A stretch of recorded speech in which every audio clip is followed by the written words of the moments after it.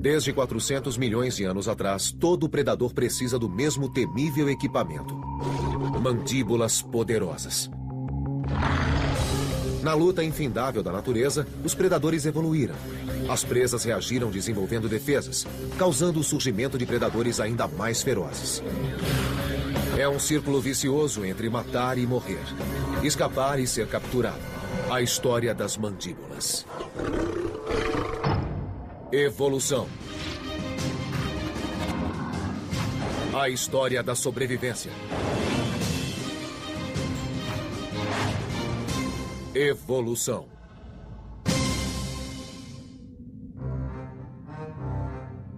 Hoje, as mandíbulas mais poderosas pertencem à ordem dos crocodilianos, que inclui crocodilos e jacarés. Sua arrasadora mordida exerce força de 1.350 quilos sobre os afiados dentes da frente, com pontas de 8 milímetros. São 10 mil quilos por centímetro quadrado, o dobro da força de uma pistola de pregos. Os crocodilos se alimentam de animais grandes, tais como búfalos e gnus.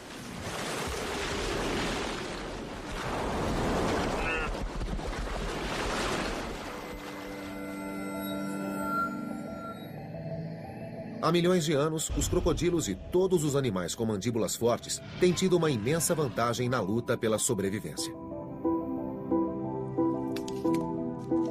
A presença da mandíbula mudou tudo no campo de batalha. Os animais não estavam mais limitados a comer coisas que cabiam na boca. Foi uma vantagem tão grande que os vertebrados com mandíbulas superaram todos os outros. Na história dos vertebrados, não há nada tão importante quanto a evolução da mandíbula. As mandíbulas estão por toda a parte. Mas antes, elas não existiam. Como um único traço anatômico, uma simples articulação musculada, pôde influenciar tanto a evolução e moldar muitos animais que existem hoje? A resposta começa com a primeira mordida.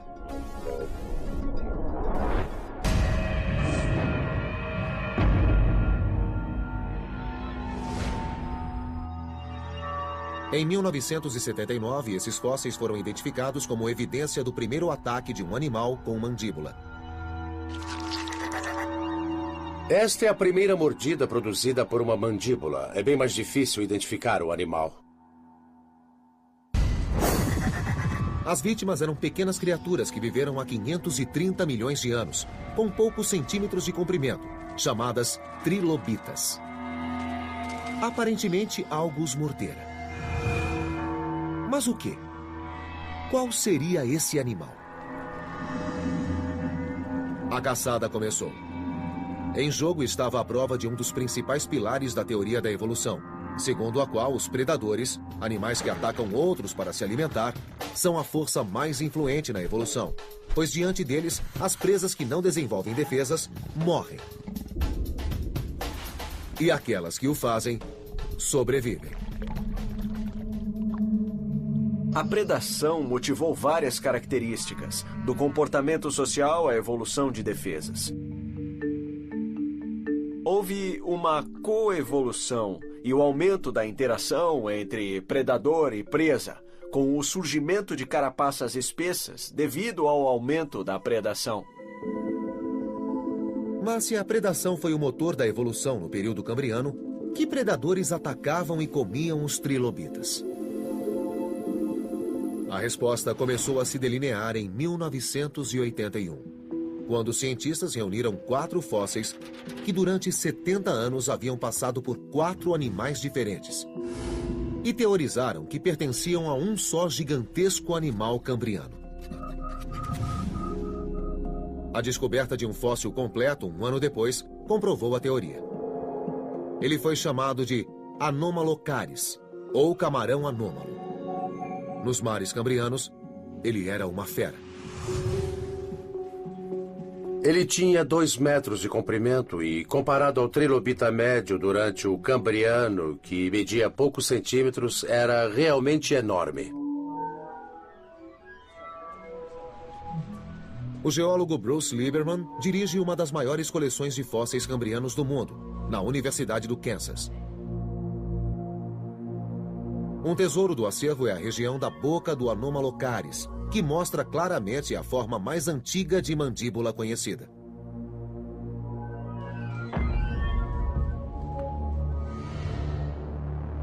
Parece uma fatia de abacaxi enlatado, uma espécie de círculo, e dentro há um círculo menor onde fica o buraco da boca. Em torno do círculo interno há saliências irregulares, os dentes. A estranha mandíbula não fechava totalmente, mas apertava e comprimia como um quebra-nozes. Mas era esse o predador dos trilobitas? Lauren Babcock, da Universidade de Ohio, procurou uma correspondência. E a encontrou.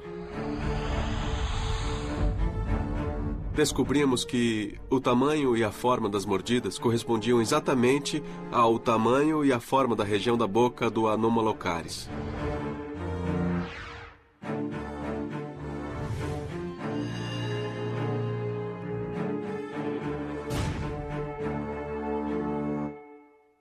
A descoberta foi importante,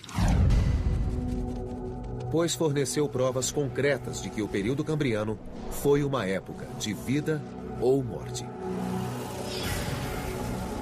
de evolução ou extinção.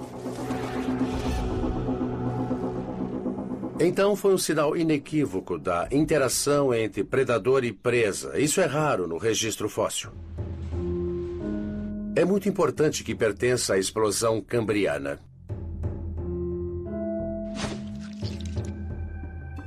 Em resposta à mandíbula do Anomalocaris, os trilobitas desenvolveram novas defesas, que talvez incluíssem até armas químicas. Surgiram, por exemplo, espinhas maiores, mais grossas. E talvez com glândulas de veneno. Foi a primeira prova clara e convincente de que a predação foi uma força motriz da evolução desde o começo da Era Paleozoica. O Anomalocaris tinha todas as vantagens. Mas depois de 10 milhões de anos de domínio, a fera desapareceu do registro fóssil, por motivos que ninguém ainda descobriu. O límulo é um parente distante desse animal. Mas a primeira mandíbula assassina não teve descendentes. A evolução é um campo de batalha. Porque, de fato, a vida é muito intensa. As espécies precisam mudar constantemente para evitar a extinção. Realmente é uma questão de vida ou morte se os indivíduos conseguem se adaptar a tempo ao ambiente em constante mutação. As mandíbulas voltaram a surgir, de modo impressionante, numa linhagem de animais completamente nova. Os peixes. Há 430 milhões de anos, os peixes foram os primeiros animais a ter coluna dorsal. Foram os primeiros vertebrados, ancestrais de todos os outros, inclusive os seres humanos. Mas não tinham mandíbulas, apenas aberturas tão primitivas que não podiam ser chamadas de bocas. Alimentavam-se avançando sobre a comida ou agitando a lama, na esperança de encontrar partículas suspensas. Mas em um grupo de peixes, uma mudança ocorreu. Os peixes primitivos tinham arcos ósseos que prendiam as guelras. O registro fóssil sugere que, com o tempo, a seleção natural favoreceu peixes cujos arcos avançavam até serem capazes de segurar a comida. O arco inferior descia. O arco superior proporcionava a estabilidade. Foi uma mudança estrutural que permitiu a sobrevivência e, com muitas variações, persiste até hoje em milhares de espécies, inclusive a nossa.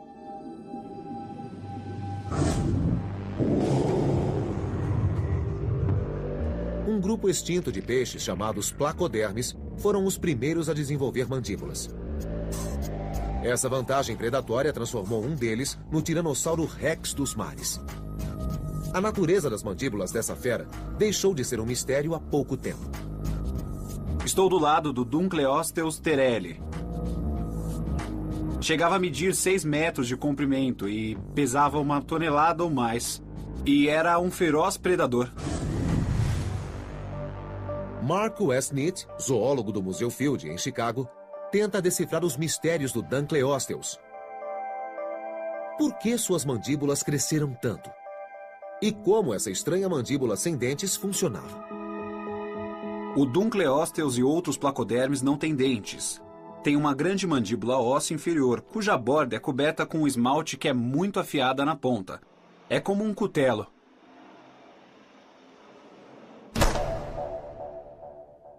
Segundo Westnitz, as mandíbulas cresceram tanto e a lâmina se tornou tão afiada para esmagar a carapaça dos invertebrados que viviam nos oceanos na época. Achamos que agia como uma tesoura. As duas placas se encontravam num certo ponto e depois se afastavam, exatamente como um par de tesouras. Westnitz concebeu um plano engenhoso, combinando vários métodos para decodificar a biomecânica da mordida do animal. Primeiro, ele usou técnicas de reconstrução forense para modelar os músculos da mandíbula e do pescoço da criatura. Depois, tomou medidas e calculou a força. Isso levou Westnitz e sua equipe a uma descoberta surpreendente. O Dunkleosteus tinha músculos que puxavam os dois lados de sua mandíbula para cima e para trás. Um exemplo perfeito de uma estrutura da engenharia moderna, o mecanismo de 4 barras, usado para multiplicar a força de tesouras de poda ao sistema de direção de locomotivas a vapor. O sistema de abertura com 2 músculos escancarava a boca rapidamente e a cerrava com a mesma velocidade.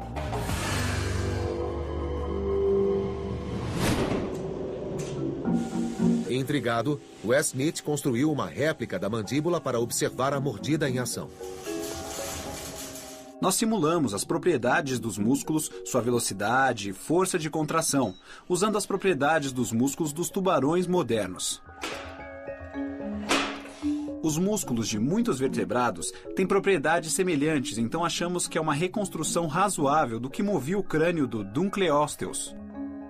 Os cálculos finais do computador espantaram a equipe. A mordida do animal levava apenas 70 milissegundos, criando um fluxo de água e uma força de 600 quilos. A mordida era como uma guilhotina. Foi o animal marítimo mais feroz que jamais existiu. A presa não tinha como escapar.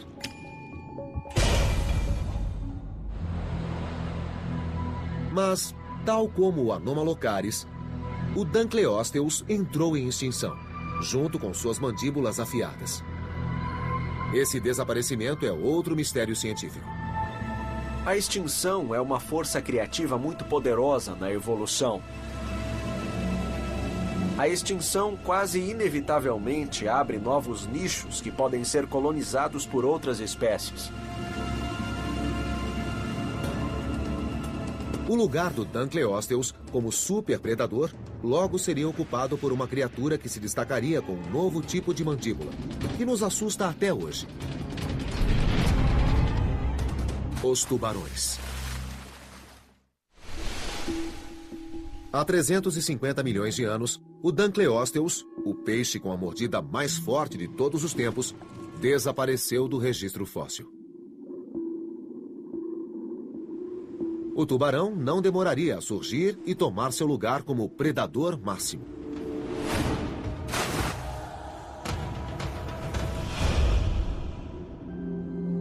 Por que os tubarões tiveram sucesso e os Dunkleosteus fracassaram? Os primeiros provavelmente começaram como presas dos segundos. O tubarão nem sempre foi o predador máximo. Com base no registro fóssil, acreditamos que existem há uns 450 milhões de anos. Existem há mais tempo que qualquer outro grupo de vertebrados do planeta. O fascínio do biólogo Dan Hilber pelos tubarões começou cedo. Quando eu tinha 8 anos, um parente foi atacado por um tubarão enquanto surfava na costa da Flórida. Isso despertou em mim uma grande curiosidade e não saí mais de perto dos tubarões do aquário de Nova York. Buscando entender a sobrevivência do tubarão, Dan Hilber decidiu fazer a primeira medição científica detalhada da mordida do animal. Em vez de usar um espécime vivo, potencialmente perigoso, Hilber conseguiu a cabeça de um tubarão cinza, que ficaria preso a uma rede. Sua meta era construir no computador uma mandíbula de tubarão virtual e estudar a mordida na segurança de seu escritório. O primeiro passo foi usar tomografia computadorizada de alta resolução. Usando essas técnicas de moldagem, podemos estimar o desempenho ou a força máxima da mordida de animais como o tubarão. O sistema produziu uma versão digital do crânio do tubarão. Uma base precisa para o modelo computadorizado. Em seguida, Hilber dissecou o espécime, medindo cuidadosamente cada músculo que movia a mandíbula. Esses dados foram então transferidos para a imagem da tomografia computadorizada. Juntos, músculos e ossos formaram uma mandíbula em 3D completa. O tubarão virtual já estava pronto para sua primeira mordida. Depois de calculados os números, o resultado foi surpreendente. Um fato espantoso é que, se os compararmos com predadores históricos, como o Dunkleosteus, por exemplo, eles não mordem assim tão forte. Os tubarões virtuais produziram mordidas de 2 a 270 quilos, menos da metade da força do Dunkleosteus. Então, se não foi a força da mordida, o que tornou os tubarões dominantes? Para a bióloga Cheryl Wilga, da Universidade de Rhode Island, a resposta é um corpo capaz de grandes velocidades. Pense num tubarão nadando velozmente perseguindo a presa. Seu perfil é hidrodinâmico em forma de torpedo que lhes permite manobrar rapidamente em qualquer direção.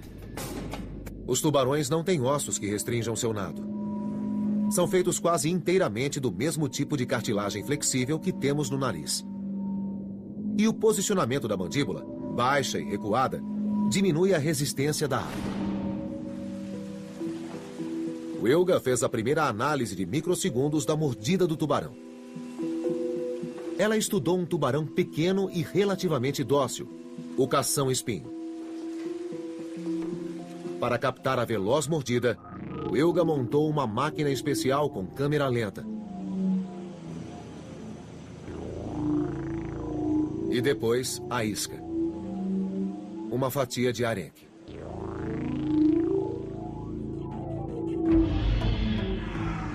Ele pegou.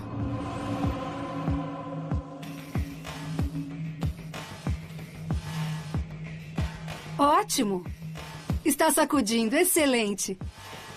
Um exame do vídeo revela as 5 etapas da mordida, sem similar em toda a natureza. Wilga explica essas etapas com um cação-espinho vivo e sedado. Quando o tubarão está nadando, vemos este perfil normal e regular. Quando vai se alimentar, ele ergue o crânio. Baixa a mandíbula inferior e depois afasta as mandíbulas superior e inferior do crânio. E quando termina de se alimentar, ele retrai as mandíbulas. E o perfil volta a ficar normal. Tudo acontece em 50 a 70 milissegundos. É a chamada projeção da mandíbula, que dá ao tubarão uma vantagem pequena, mas importante. Podemos comparar com uma corrida de atletismo. Se o tubarão consegue projetar as mandíbulas e pegar a presa antes, ele vence. Só um pouco faz uma grande diferença. Os tubarões eram velozes, suas mandíbulas avançavam, e eles desenvolveram dentes perfeitos para sua função. No começo, os tubarões tinham dentes pequenos. parecidos com picadores de gelo que serviam para agarrar. Mas, com a evolução de vários grupos, os dentes se tornaram maiores e, o que é mais importante, mudaram de forma. Com dentes grandes e triangulares, serrados como uma faca de carne, é mais fácil pegar a presa. Além de afiadíssimos, os dentes do tubarão também têm a espantosa capacidade de se regenerar ao longo da vida.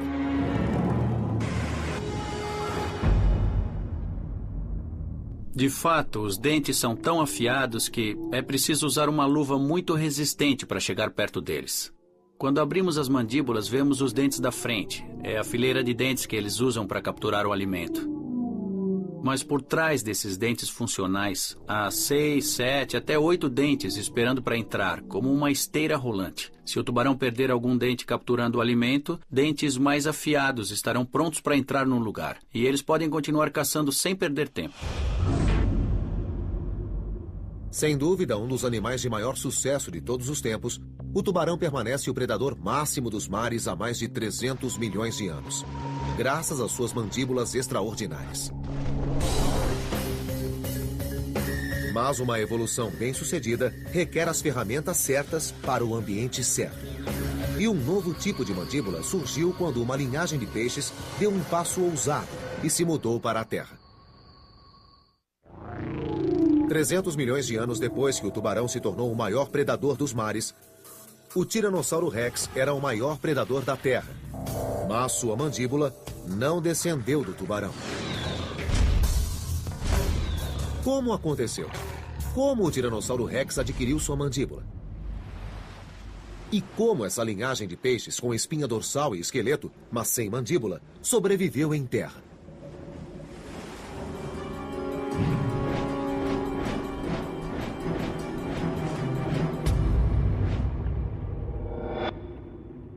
Os peixes primitivos viviam em água rasa. A competição por alimentos era intensa. Poder obter alimento de outro modo é sempre uma vantagem. Os biólogos de Harvard, Charles Marshall e Molly Markey, estudam as estranhas criaturas transicionais que viviam em água rasa há 370 milhões de anos. Eram peixes, mas pareciam estar a caminho de se tornar os primeiros répteis do mundo. Eles tinham barbatanas, tinham guelras. E as barbatanas começaram a adquirir estruturas que lhes permitiam se apoiar no fundo do mar. Parece que eles começavam a se locomover no fundo usando proto-membros. A pesquisa de Marshall revelou que essas criaturas com membros, chamadas tetrápodes, desenvolveram mandíbulas parecidas com as de répteis, e não com as de peixes. Certo. Essa simulação, baseada em medidas de crânios fósseis, mostra a mandíbula de um tetrápode em ação. Eles mordem, eles não sugam, o que é interessante. A maioria dos peixes suga. Por ser muito viscosa, a água sustenta as partículas de alimento. Eles abrem a boca rápido, puxando uma coluna de água com alimento para dentro da boca. Os tetrápodes podiam obter alimento de outro modo que exigia morder a água. Essa combinação básica de membros, esqueleto e uma mordida forte inaugurou o padrão para muitas criaturas futuras, inclusive nós. Os seres humanos ainda têm o mesmo tipo de mandíbula. 10 milhões de anos depois que surgiram, os tetrápodes, já tendo desenvolvido a mandíbula mordedora, estavam preparados para se mudar para a Terra. E depois que o fizeram, tiveram um sucesso espantoso. 240 milhões de anos depois, milhares de espécies já haviam herdado essa nova mandíbula mordedora. Na era dos dinossauros, a sobrevivência era um jogo mais rápido e mais perigoso, com carnívoros de mandíbulas grandes na ofensiva e herbívoros de mandíbulas pequenas na defensiva. Os dinossauros carnívoros desenvolveram armas para matar. Mandíbulas mais fortes, dentes mais eficazes para penetrar a carne e garras maiores.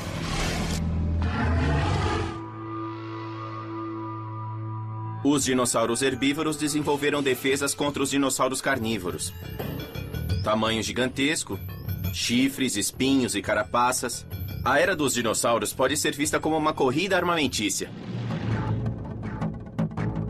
O Tiranossauro Rex certamente parece o animal mais feroz de todos os tempos. Sua mandíbula media quase 2 metros e tinha até 50 dentes longos e curvos. Como os dos tubarões, se esses dentes se quebrassem, outros nasciam no lugar.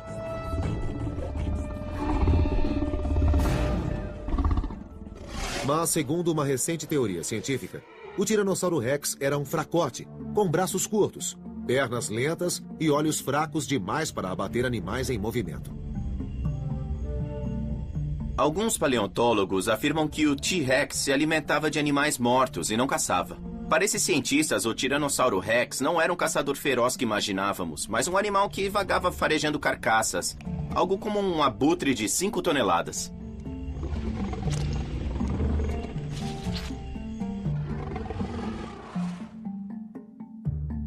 Gregory Erickson, paleobiólogo e defensor do Tiranossauro Rex, não admite essa hipótese.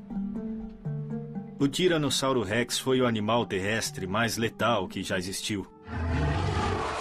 Mordia facilmente um osso como este. Erickson se envolveu com o debate sobre o Tiranossauro Rex nos anos 90, quando, durante a pós-graduação, analisou esse raro achado. Uma pelvis de tricerátopo, com exatamente 58 marcas de mordida. Ao comparar moldes das marcas com dentes fossilizados, ele identificou o atacante como um Tiranossauro Rex. À primeira vista, as marcas parecem sustentar a teoria da necrofagia. O Tiranossauro Rex demorava para comer, tirando porções de carne do osso. Mas Erickson aproveitou as marcas para estabelecer uma força mínima para a mordida do animal e provar que seus dentes podiam fazer mais do que arranhar um osso. Os dentes do Tiranossauro Rex certamente se destacam. Eram os maiores dentes entre os dinossauros. Esta é a raiz, esta é a coroa, então mais da metade do dente era usado pelo animal. Eles podiam utilizar 15 centímetros do dente. E eles têm um perfil muito interessante, que lembra uma faca de carne ou alguma coisa parecida. São até cerrados na frente. Mas não são iguais a uma faca de carne. Veja a ponta do dente. Ela é muito mais arredondada. Parece mais um prego de ferrovia ou uma banana letal.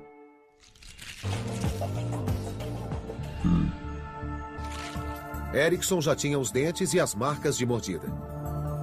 Em seguida, ele recriou, pela primeira vez, a mordida de um Tiranossauro Rex. Havia obstáculos a superar. Qual seria o tamanho do dente que provocou aquelas marcas? Qual dente seria? E o mais complicado, como construir uma réplica de um dente de tiranossauro? Erickson partiu do fato de o Tiranossauro Rex ser um réptil.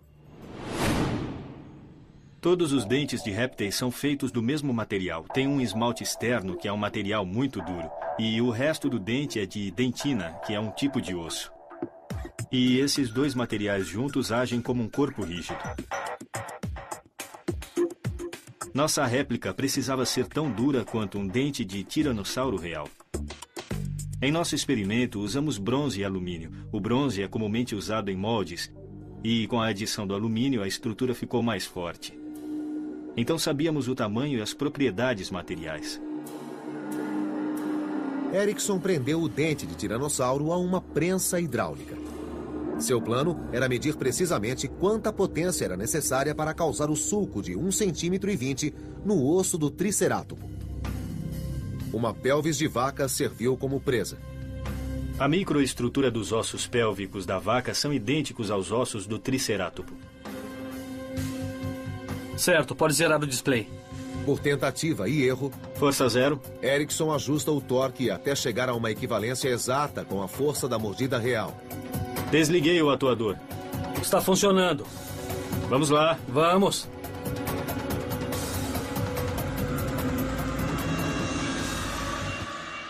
Nossa. Atravessou o osso. Você não ia querer ser mordido por isto. Quanta força, Paul? Uns 1.300 quilos. 1.300. O resultado da média de vários testes foi 1.540 quilos, equivalente à força da mordida do crocodilo, a mais poderosa da Terra. E isso foi só o começo. Provavelmente os dois lados da dentição eram usados quando o animal mordia, então a força devia ser o dobro. A força da mordida do tiranossauro seria o dobro da de um jacaré grande hoje. Mas essa não devia ser a força máxima. Suspeito que o tiranossauro podia produzir mordidas com força 3, 4, 5 vezes maior. A pesquisa de Erickson não prova que o tiranossauro não comia animais mortos ocasionalmente, mas mostra claramente que esse gigante feroz tinha todas as ferramentas para o posto de predador máximo.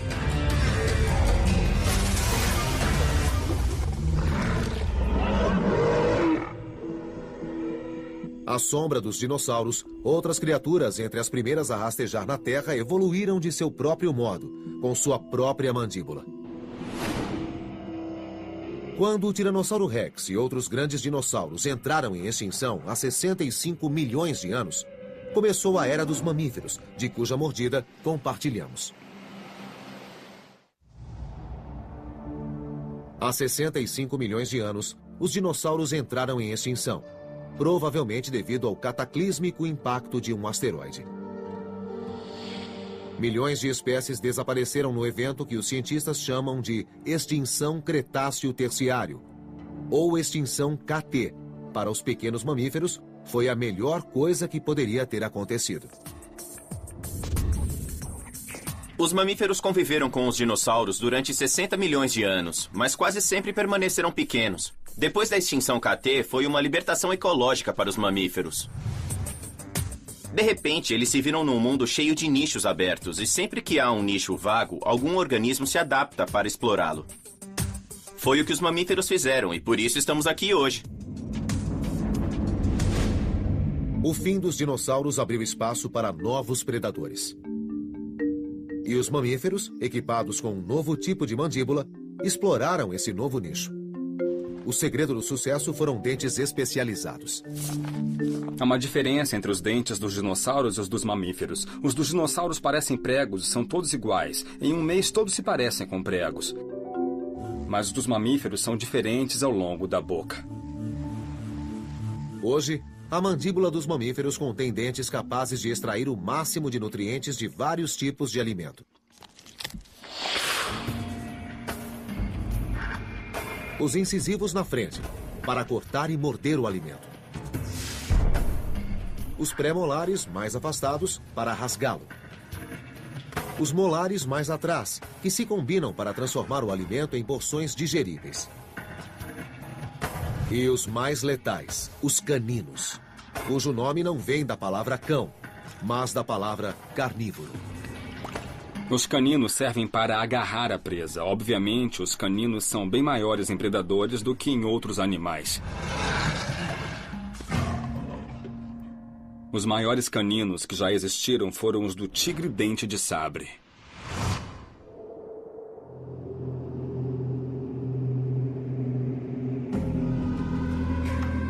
O tigre de dente de sabre, ou Smilodon, dominou as Américas de 3 milhões a 12 mil anos atrás. Na última parte de seu reinado, esse grande predador caçou um recém-chegado, que fisicamente não era páreo para ele: o ser humano. Para os cientistas, os estranhos e enormes caninos de 20 centímetros são um mistério fascinante. Por que esses grandes felinos desenvolveram uma arma tão extrema? Era o que o anatomista Frank Mendel queria descobrir. Os animais não desenvolvem estruturas sem terem uso para elas. Então, a questão é, qual era a utilidade das presas que fez com que as desenvolvessem? Mendel concebeu o primeiro experimento prático para tentar responder à pergunta: como o tigre de dentes de sabre matava? Primeiro, ele foi para o Texas para estudar os parentes desse tigre numa reserva de grandes felinos. Esses são os parentes vivos mais próximos do Smilodon. Leões e tigres têm caninos menores, de 9 centímetros. Mas Mendel acredita que suas técnicas de caça ajudarão a resolver o mistério da mordida do Smilodon. Os grandes felinos abatem presas muito grandes, às vezes 5, 6 vezes maiores que eles. Usam as garras e os dentes para subir até conseguirem morder o pescoço, que então não soltam mais. Surpreendentemente, a mordida do leão é relativamente suave. No pescoço, muitas vezes nem rasga a pele. Os cientistas acham que os grandes felinos estrangulam as vítimas, mas Mendel pensa de modo diferente. Acredito que eles comprimam as artérias, fazendo com que os animais desmaiem em 3 ou 5 segundos. Fazem com que durmam, na verdade. Depois, eles continuam comprimindo por 3 ou 5 minutos até privar o cérebro de oxigênio. O animal tem morte cerebral e não resiste mais ao felino. Um problema do leão é que o cheiro do animal morto alerta outros animais para a presença de comida fresca. Cortesia do leão. Se o leão estiver com outros predadores, crocodilos, hienas, outros felinos, eles tentarão levar a carne se puderem. A mordida do tigre de dente de sabre é mais fraca que a do leão. Então, ele não devia agarrar o pescoço até matar a presa. E indícios no registro fóssil sugerem que esses dentes grandes podiam se quebrar em batalhas prolongadas com as enormes presas da Idade do Gelo. Então, como o Smilodon foi o rei dos animais nas Américas durante quase 3 milhões de anos? Recriando as mandíbulas letais desse animal, Mendel está prestes a descobrir.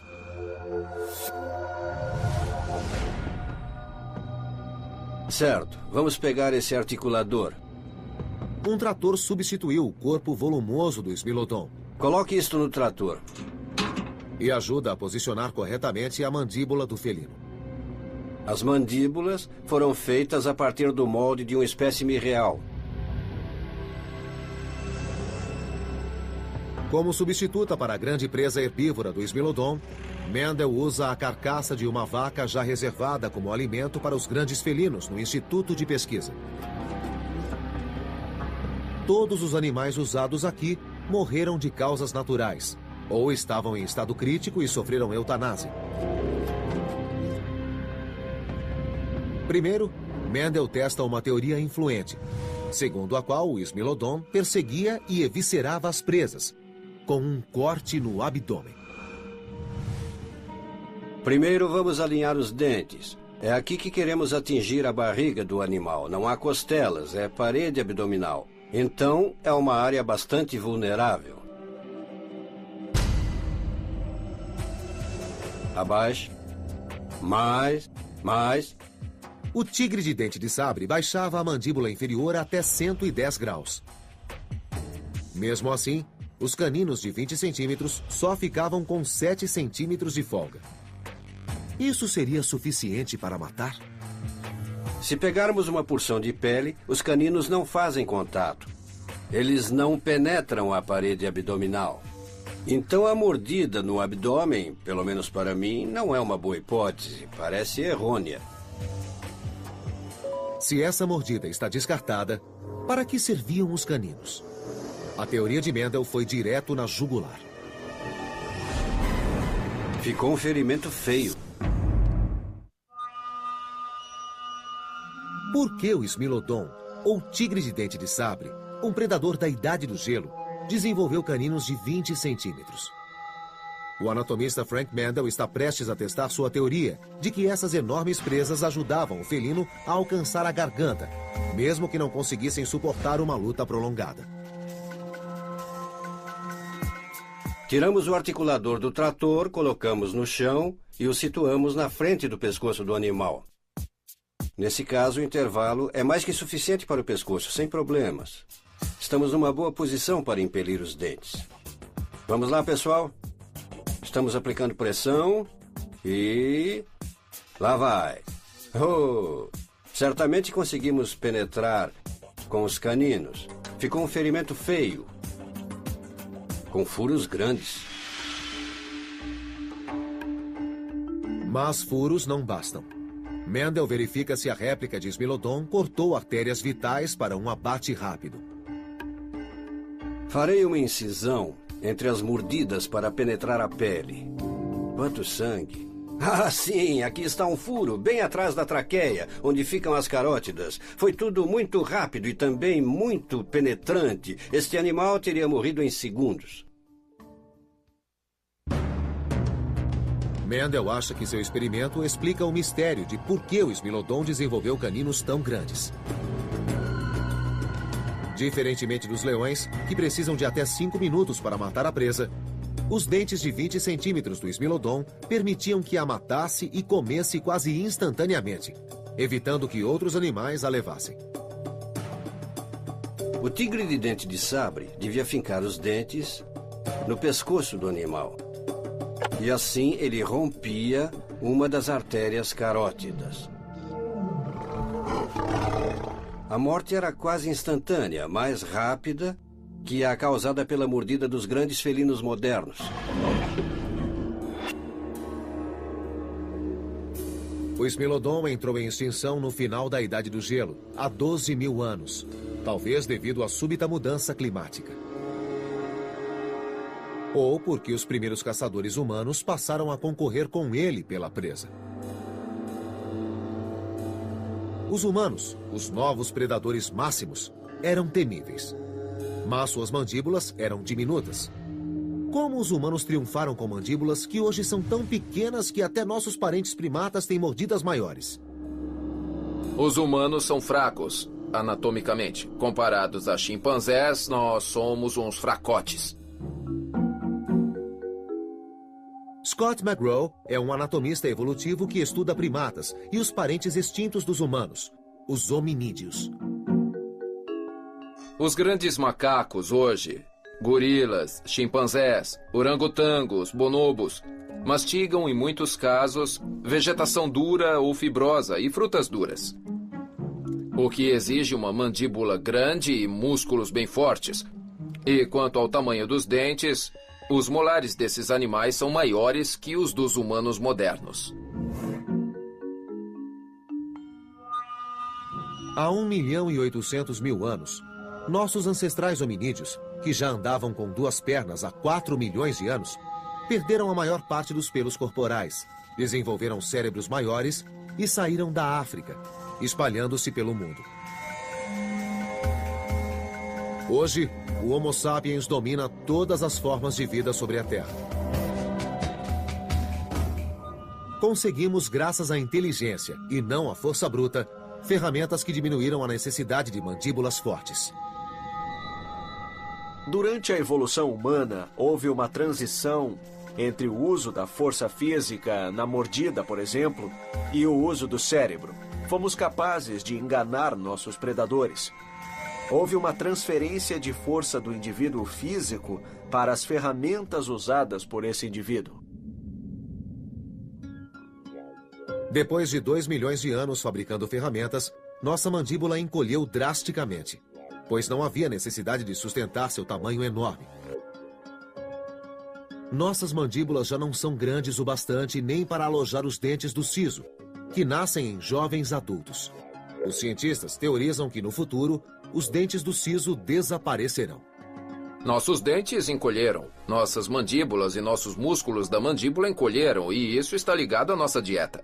Podemos simplesmente pôr algo no micro-ondas. Não precisamos de dentes e mandíbulas fortes e músculos para processar o alimento. Não precisamos nem de dentes, só de um canudo.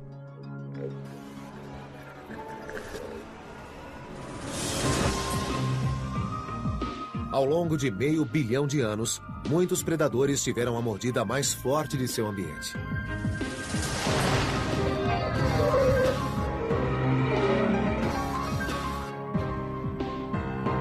Hoje, isso lhes rende um lugar no zoológico. Mas 400 milhões de anos de evolução provam que a única constante é a transformação. A evolução é empolgante porque a cada geração as regras são levemente diferentes do que eram para a geração anterior. Então uma estratégia que existe agora pode não funcionar no futuro. Talvez os seres humanos não devessem ficar tão tranquilos por estarem na liderança. Como um Tiranossauro Rex. À primeira vista, as marcas parecem sustentar a teoria da necrofagia. O Tiranossauro Rex demorava para comer, tirando porções de carne do osso.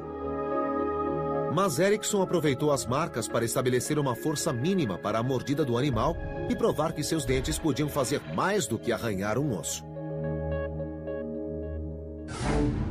Os dentes do Tiranossauro Rex certamente se destacam. Eram os maiores dentes entre os dinossauros. Esta é a raiz, esta é a coroa, então mais da metade do dente era usado pelo animal. Eles podiam utilizar 15 centímetros do dente. E eles têm um perfil muito interessante, que lembra uma faca de carne ou alguma coisa parecida. São até cerrados na frente. Mas não são iguais a uma faca de carne. Veja a ponta do dente. Ela é muito mais arredondada. Parece mais um prego de ferrovia ou uma banana letal.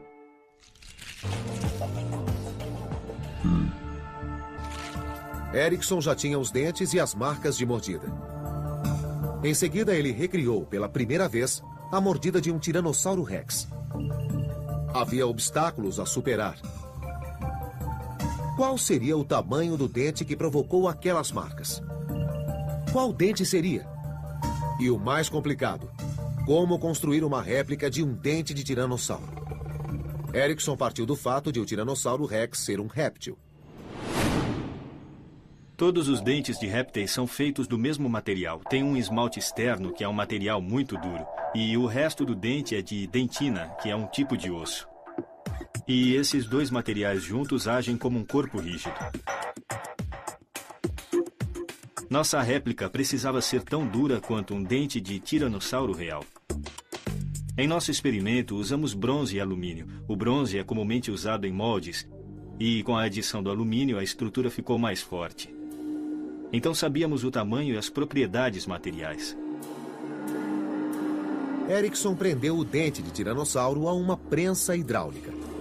Seu plano era medir precisamente quanta potência era necessária para causar o sulco de 1,20 cm no osso do tricerátopo. Uma pelvis de vaca serviu como presa. A microestrutura dos ossos pélvicos da vaca são idênticos aos ossos do tricerátopo. Certo, pode zerar o display. Por tentativa e erro, força 0, Erickson ajusta o torque até chegar a uma equivalência exata com a força da mordida real. Desliguei o atuador. Está funcionando. Vamos lá. Vamos.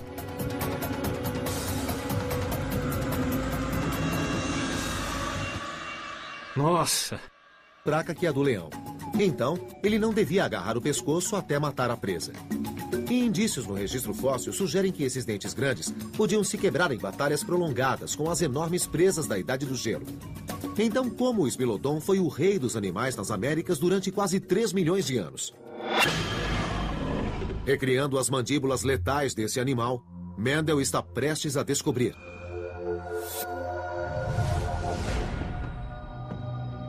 Certo, vamos pegar esse articulador. Um trator substituiu o corpo volumoso do Smilodon. Coloque isto no trator. E ajuda a posicionar corretamente a mandíbula do felino. As mandíbulas foram feitas a partir do molde de um espécime real. Como substituta para a grande presa herbívora do Smilodon, Mendel usa a carcaça de uma vaca já reservada como alimento para os grandes felinos no Instituto de Pesquisa. Todos os animais usados aqui morreram de causas naturais, ou estavam em estado crítico e sofreram eutanásia.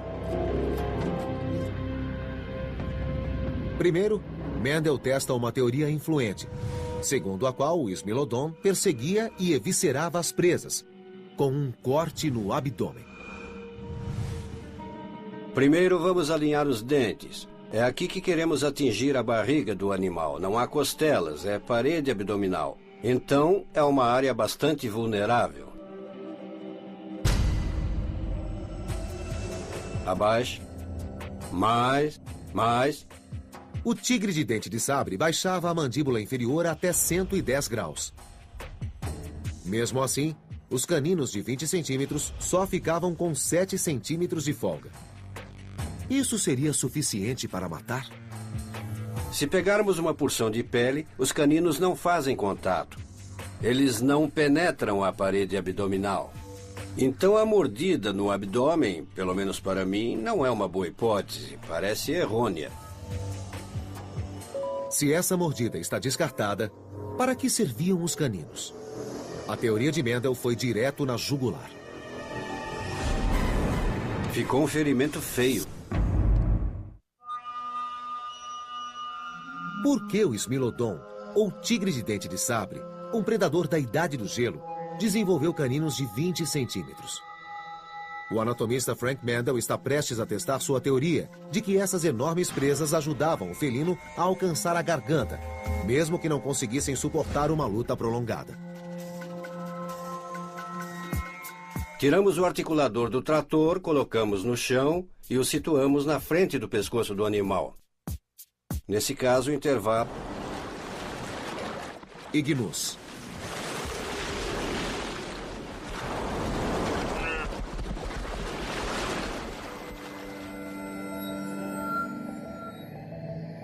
Há milhões de anos, os crocodilos e todos os animais com mandíbulas fortes têm tido uma imensa vantagem na luta pela sobrevivência.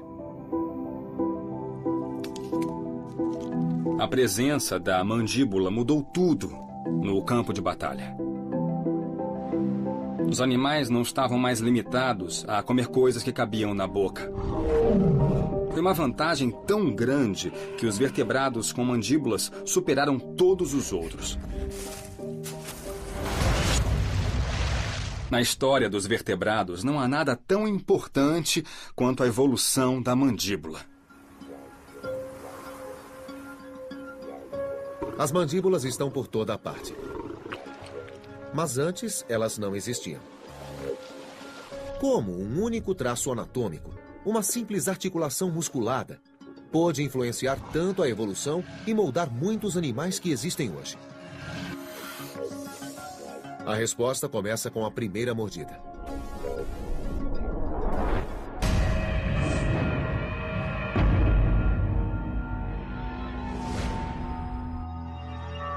Em 1979, esses fósseis foram identificados como evidência do primeiro ataque de um animal com mandíbula.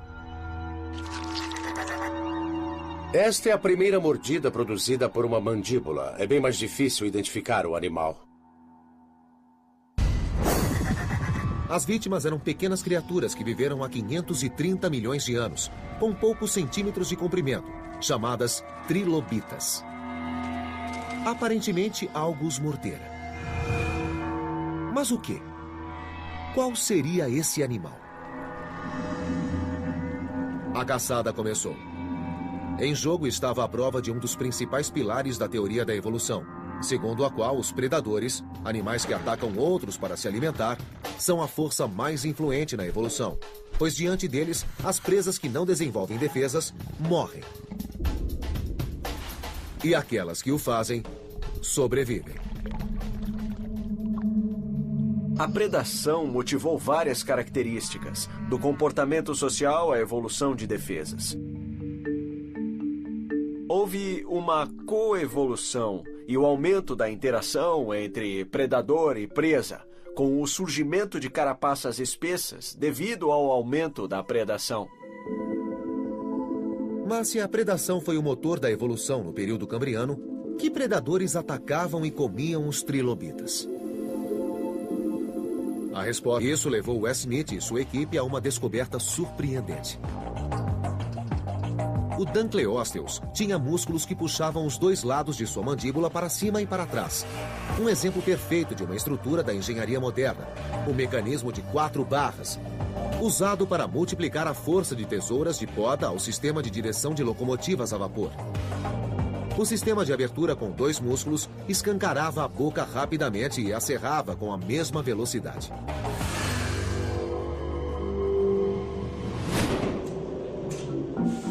Intrigado, Wes Smith construiu uma réplica da mandíbula para observar a mordida em ação. Nós simulamos as propriedades dos músculos, sua velocidade e força de contração, usando as propriedades dos músculos dos tubarões modernos. Os músculos de muitos vertebrados têm propriedades semelhantes, então achamos que é uma reconstrução razoável do que movia o crânio do Dunkleosteus. Os cálculos finais do computador espantaram a equipe. A mordida do animal levava apenas 70 milissegundos, criando um fluxo de água e uma força de 600 quilos. A mordida era como uma guilhotina. Foi o animal marítimo mais feroz que jamais existiu. A presa não tinha como escapar.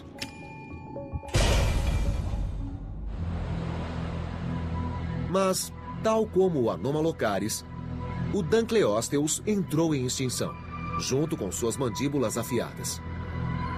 Esse desaparecimento é outro mistério científico. A extinção é uma força criativa muito poderosa na evolução.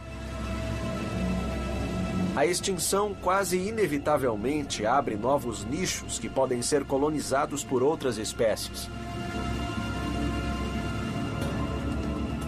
O lugar do Dunkleosteus como superpredador logo seria ocupado por uma criatura que se destacaria com um novo tipo de mandíbula, que nos assusta até hoje. Os tubarões. Há 350 milhões de anos, o Dunkleosteus, o peixe com a mordida mais forte de todos os tempos, desapareceu do registro fóssil. O tubarão não demoraria a surgir e tomar seu lugar como predador máximo.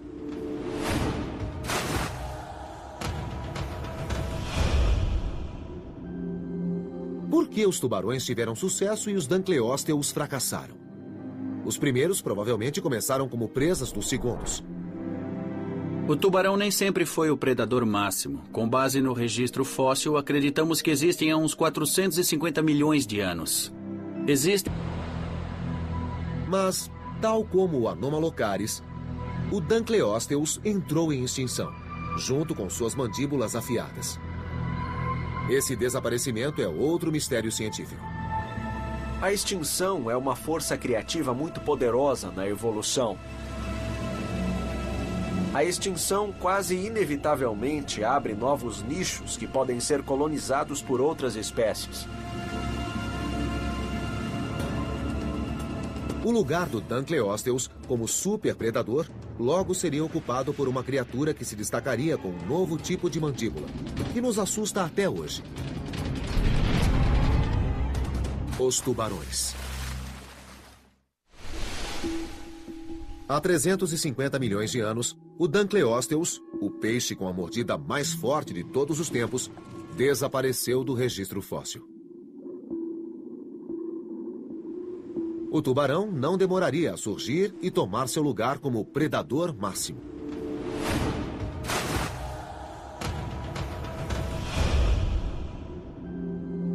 Por que os tubarões tiveram sucesso e os Dunkleosteus fracassaram? Os primeiros provavelmente começaram como presas dos segundos. O tubarão nem sempre foi o predador máximo. Com base no registro fóssil, acreditamos que existem há uns 450 milhões de anos. Existem há mais tempo que qualquer outro grupo de vertebrados do planeta. O fascínio do biólogo Dan Hilber pelos tubarões começou cedo. Quando eu tinha 8 anos, um parente foi atacado por um tubarão enquanto surfava na costa da Flórida. Isso despertou em mim uma grande curiosidade e não saí mais de perto dos tubarões do aquário de Nova York. Buscando entender a sobrevivência do tubarão, Dan Hilber decidiu fazer a primeira medição científica detalhada da mordida do animal. Em vez de usar um espécime vivo, potencialmente perigoso, Hilber conseguiu a cabeça de um tubarão cinza, que ficaria preso a uma rede. Sua meta era construir no computador uma mandíbula de tubarão virtual e estudar a mordida na segurança de seu escritório. O primeiro passo foi usar tomografia computadorizada de alta resolução. Usando essas técnicas de moldagem, podemos estimar o desempenho ou a força máxima da mordida de animais como o tubarão. O sistema produziu uma versão digital do crânio do tubarão.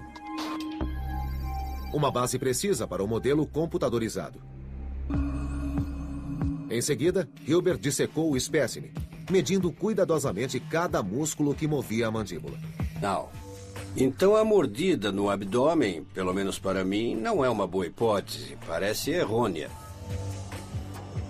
Se essa mordida está descartada, para que serviam os caninos? A teoria de Mendel foi direto na jugular. Ficou um ferimento feio. Por que o Smilodon, ou tigre de dente de sabre, um predador da Idade do Gelo, desenvolveu caninos de 20 centímetros? O anatomista Frank Mendel está prestes a testar sua teoria de que essas enormes presas ajudavam o felino a alcançar a garganta, mesmo que não conseguissem suportar uma luta prolongada. Tiramos o articulador do trator, colocamos no chão e o situamos na frente do pescoço do animal. Nesse caso, o intervalo é mais que suficiente para o pescoço, sem problemas. Estamos numa boa posição para impelir os dentes. Vamos lá, pessoal? Estamos aplicando pressão e... lá vai. Oh! Certamente conseguimos penetrar com os caninos. Ficou um ferimento feio, com furos grandes. Mas furos não bastam. Mendel verifica se a réplica de Smilodon cortou artérias vitais para um abate rápido. Farei uma incisão entre as mordidas para penetrar a pele. Quanto sangue! Ah, sim, aqui está um furo, bem atrás da traqueia, onde ficam as carótidas. Foi tudo muito rápido e também muito penetrante. Este animal teria morrido em segundos. Mendel acha que seu experimento explica o mistério de por que o Smilodon desenvolveu caninos tão grandes. Diferentemente dos leões, que precisam de até 5 minutos para matar a presa, os dentes de 20 centímetros do Smilodon permitiam que a matasse e comesse quase instantaneamente, evitando que outros animais a levassem. O tigre de dente de sabre devia fincar os dentes no pescoço do animal. E assim ele rompia uma das artérias carótidas. A morte era quase instantânea, mais rápida que a causada pela mordida dos grandes felinos modernos. O Smilodon entrou em extinção no final da Idade do Gelo, há 12 mil anos, talvez devido à súbita mudança climática. Ou porque os primeiros caçadores humanos passaram a concorrer com ele pela presa. Os humanos, os novos predadores máximos, eram temíveis. Mas suas mandíbulas eram diminutas. O tigre de dente de sabre, ou Smilodon, dominou as Américas de 3 milhões a 12 mil anos atrás. Na última parte de seu reinado, esse grande predador caçou um recém-chegado, que fisicamente não era páreo para ele: o ser humano. Para os cientistas, os estranhos e enormes caninos de 20 centímetros são um mistério fascinante. Por que esses grandes felinos desenvolveram uma arma tão extrema? Era o que o anatomista Frank Mendel queria descobrir. Os animais não desenvolvem estruturas sem terem uso para elas. Então a questão é: qual era a utilidade das presas que fez com que as desenvolvessem? Mendel concebeu o primeiro experimento prático para tentar responder à pergunta: como o tigre de dentes de sabre matava?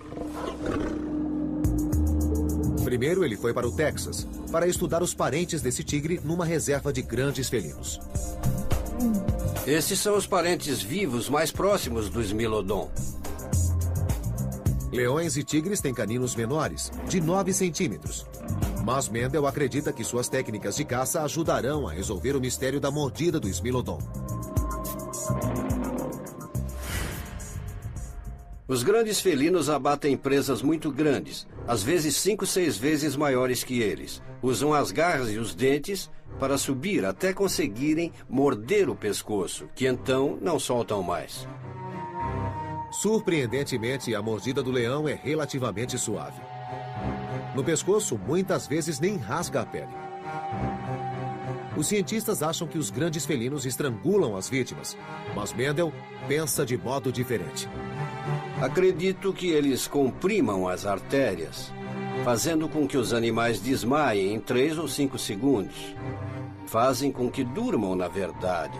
Depois, eles continuam comprimindo por 3 ou 5 minutos até privar o cérebro de oxigênio. O animal tem morte cerebral e não resiste mais ao felino. Um problema do leão é que o cheiro do animal morto alerta outros animais para a presença de comida fresca. Cortesia do leão. Se o leão estiver com outros predadores, crocodilos, hienas, outros felinos, eles tentarão levar a carne se puderem. A mordida do tigre de dente de sabre é mais fraca que a do leão. Então, ele não devia agarrar o pescoço até matar a presa. E indícios no registro fóssil sugerem que esses dentes grandes podiam se quebrar em batalhas prolongadas com as enormes...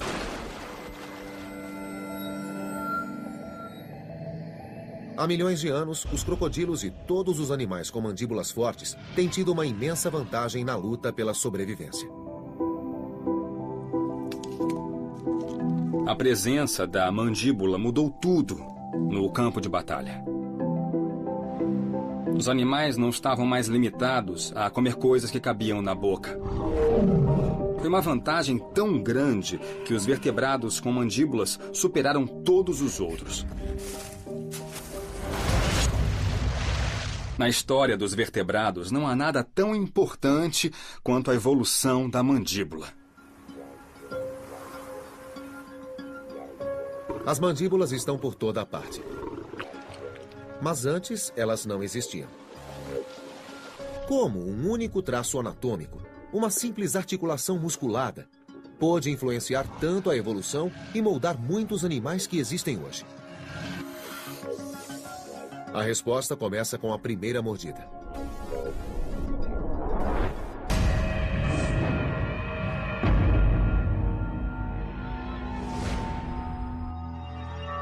Em 1979, esses fósseis foram identificados como evidência do primeiro ataque de um animal com mandíbula. Esta é a primeira mordida produzida por uma mandíbula. É bem mais difícil identificar o animal. As vítimas eram pequenas criaturas que viveram há 530 milhões de anos, com poucos centímetros de comprimento, chamadas trilobitas. Aparentemente, algo os mordera. Mas o quê? Qual seria esse animal? A caçada começou. Em jogo estava a prova de um dos principais pilares da teoria da evolução, segundo a qual os predadores, animais que atacam outros para se alimentar, são a força mais influente na evolução, pois diante deles, as presas que não desenvolvem defesas morrem. E aquelas que o fazem, sobrevivem. A predação motivou várias características, do comportamento social à evolução de defesas. Houve uma coevolução e o aumento da interação entre predador e presa, com o surgimento de carapaças espessas devido ao aumento da predação. Mas se a predação foi o motor da evolução no período cambriano, que predadores atacavam e comiam os trilobitas? A resposta começou a se delinear em 1981, quando cientistas reuniram 4 fósseis que durante 70 anos haviam passado por todos os animais com mandíbulas fortes, têm tido uma imensa vantagem na luta pela sobrevivência. A presença da mandíbula mudou tudo no campo de batalha. Os animais não estavam mais limitados a comer coisas que cabiam na boca. Foi uma vantagem tão grande que os vertebrados com mandíbulas superaram todos os outros. Na história dos vertebrados, não há nada tão importante quanto a evolução da mandíbula. As mandíbulas estão por toda a parte. Mas antes, elas não existiam. Como um único traço anatômico, uma simples articulação musculada, pôde influenciar tanto a evolução e moldar muitos animais que existem hoje? A resposta começa com a primeira mordida.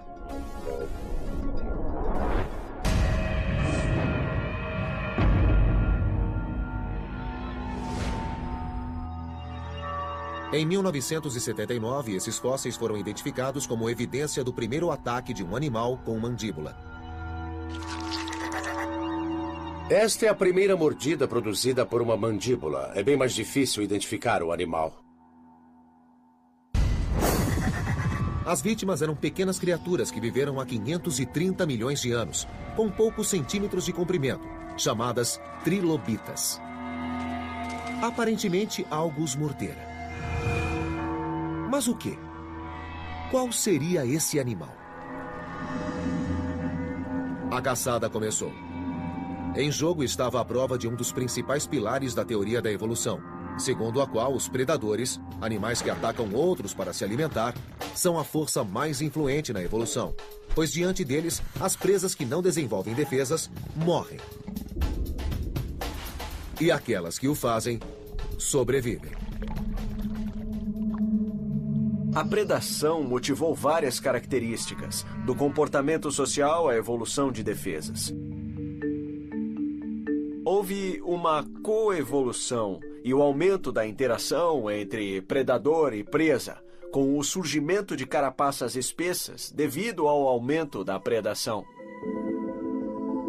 Mas se a predação foi o motor da evolução no período cambriano, que predadores atacavam e comiam os trilobitas?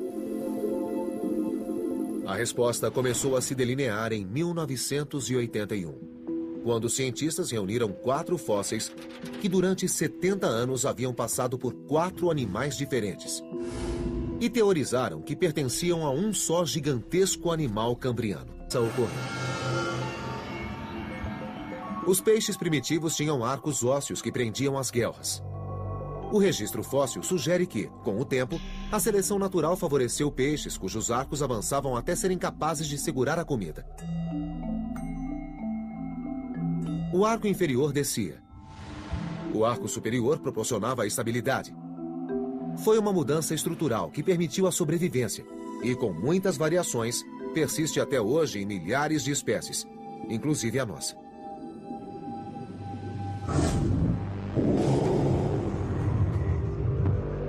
Um grupo extinto de peixes chamados placodermes foram os primeiros a desenvolver mandíbulas. Essa vantagem predatória transformou um deles no Tiranossauro Rex dos mares. A natureza das mandíbulas dessa fera deixou de ser um mistério há pouco tempo. Estou do lado do Dunkleosteus tereli. Chegava a medir 6 metros de comprimento e pesava 1 tonelada ou mais. E era um feroz predador. Mark Westnitz, zoólogo do Museu Field, em Chicago, tenta decifrar os mistérios do Dunkleosteus. Por que suas mandíbulas cresceram tanto? E como essa estranha mandíbula sem dentes funcionava? O Dunkleosteus e outros placodermes não têm dentes. Tem uma grande mandíbula óssea inferior, cuja borda é coberta com um esmalte que é muito afiada na ponta. É como um cutelo.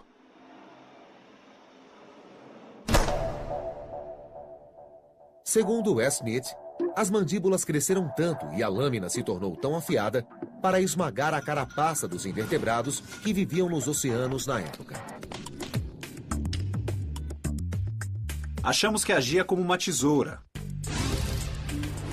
As 2 placas se encontravam num certo ponto e depois se afastavam, exatamente como um par de tesouras. Westnitz concebeu um plano engenhoso, combinando vários métodos para decodificar a biomecânica da mordida do animal. Primeiro, ele usou técnicas de reconstrução forense para modelar os músculos da mandíbula e do pescoço da criatura. Depois, tomou medidas e calculou a força. Isso levou Westnitz e sua equipe a uma descoberta surpreendente. O Dunkleosteus tinha músculos que puxavam os dois lados de sua mandíbula para cima e para trás.